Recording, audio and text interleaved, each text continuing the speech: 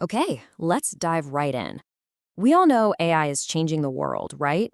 But what most of us don't see is that it's also consuming more electricity than some entire countries. It feels so clean and simple. You just type in a prompt.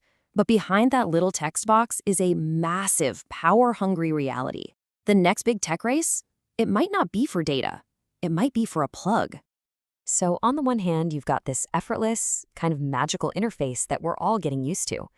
But on the other hand, there's this enormous, invisible machine that makes it all happen. And every single time you ask a question or generate an image, you're drawing power from an energy grid that is seriously starting to feel the strain. So here's what we're going to cover in this explainer. We'll start with why AI is so thirsty for power in the first place. Then we'll get into the truly shocking numbers. We'll look at the global race for a plug, and then we'll tie it all together and talk about what this actually means for all of us. So what is it about AI that makes it so ridiculously power hungry? Well, it really boils down to two key things that are happening inside these giant data centers. First, you have training. You can think of this like building a massive, complicated factory. It's a huge, one-time energy cost to get the AI model built. But the real, ongoing energy drain, that comes from inference. That's every single time you use it. That's the factory running 24/7, churning out answers and images. And that part never, ever stops. And here's the part that might surprise you. You know, training gets all the media attention, but companies like Google are saying that inference, the day-to-day use of AI, accounts for the huge majority of their energy costs. We're talking up to 90% in some cases. That's the real engine driving this crazy demand. Okay, let's try to get our heads around the scale of this demand. And I gotta tell you, the numbers are just staggering. We're not talking about needing a few new power plants here and there. We're talking about something that could reshape the energy grid of entire countries. So just look at the US. By 2030, data centers are on track to eat up 9% of the country's total electricity. To put that in perspective, that's more than double what they used in just 2023. This is not some slow, steady increase. It's an explosion. And if you zoom out and look at the whole world, the picture gets even bigger. The International Energy Agency is projecting that by 2030, data centers are going to need a whopping 945 terawatt hours of electricity every year.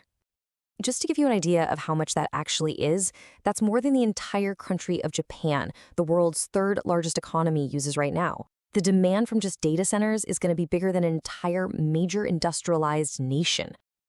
This really puts AI's energy needs in a class of their own. A few years ago, we all heard about how much power Bitcoin mining was using, right? Well, AI's energy use is on track to just blow past that by the end of 2025. It's the same story, just on a completely different, much bigger scale. So as you can imagine, this has kicked off an absolute global scramble. We're seeing tech giants and governments in a kind of brute force search for new, reliable power sources they can plug all this new tech into.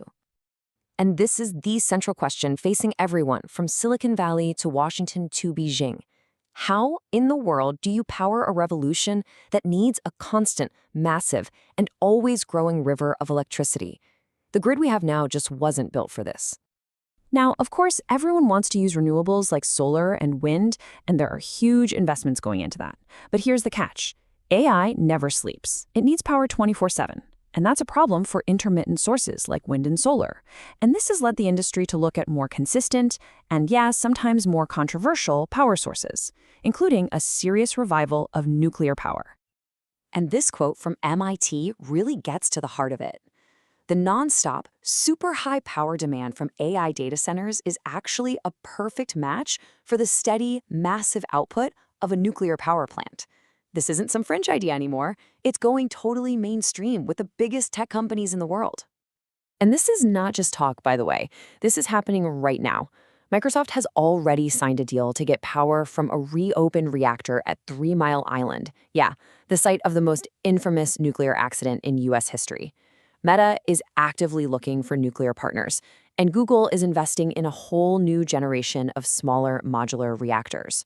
The race for power is getting very, very real. But okay, this whole thing isn't just about a brute force search for more power. There's another race happening at the exact same time. A race to make AI's hardware and software way, way more efficient. So on the hardware front, you've got this battle of the chips. GPUs are kind of the workhorses right now, but specialized chips like Google's TPUs are built from the ground up just for AI. They give you way more T-flops per watt, which is basically more computing bang for your electrical buck, making them a lot more efficient for these kinds of jobs. But it's not just the hardware. And this is the part that really blew my mind. There are huge efficiency gains to be made in the code itself. Some research shows that just by optimizing the algorithms, how the AI actually thinks, you can slash the total energy needed by a staggering 73%. So being smarter can be just as powerful as being stronger. This whole technological race for power is, maybe unsurprisingly, quickly turning into a geopolitical one. And as different countries try to get an edge in AI, we're seeing two very different game plans emerge, especially when you look at the US and China. So on one side, you have the US model. It pretty much relies on private companies to innovate and market forces to get things built. It can be incredibly dynamic, but, it can also get bogged down by regulations and politics. And then on the other side, you have China's state-led approach, where the government can just decide to build massive nationwide projects and make them happen with a speed the West really struggles to match. And this difference in approach gets a ton of discussion online. This comment from a Reddit user, for example, kind of captures a pretty common perception that when it comes to huge long-term goals like building out a national power infrastructure for AI, that centralized top-down plan can be brutally effective. Okay, so we've talked about geopolitics, nuclear reactors, terawatt hours, but why should any of this matter to you in your daily life? Well, the answer is it's going to affect you in pretty much every way. For starters, this AI energy boom is probably going to hit your wallet through higher energy bills. It's going to affect the reliability of the power grid, which is being pushed in ways it was never designed for.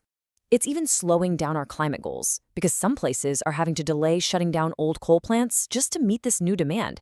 And at the end of the day, it's going to affect your country's economic and technological place in the world. And really, this brings us to the fundamental question. AI promises this incredible, smarter future, but that progress comes with a very real and very rapidly growing physical price tag.